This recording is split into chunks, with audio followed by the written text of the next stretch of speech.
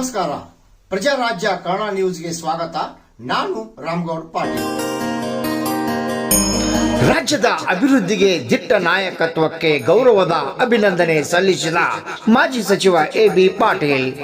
ಮಾಜಿ ಸಚಿವ ಎ.ಬಿ. ಪಾಟೀಲ್ ಇಂದು ಕರ್ನಾಟಕದ ಮುಖ್ಯಮಂತ್ರಿ ಡಿ.ಕೆ. ಶಿವಕುಮಾರ್ ಹಾಗೂ ಉಪಮುಖ್ಯಮಂತ್ರಿ ಡಿ. ಪರಮೇಶ್ವರ್ ಹಾಗೂ ರಾಜ್ಯಾಧ್ಯಕ್ಷರನ್ನು ಭೇಟಿ ಮಾಡಿ ಆತ್ಮೀಯ ಅಭಿನಂದನೆ.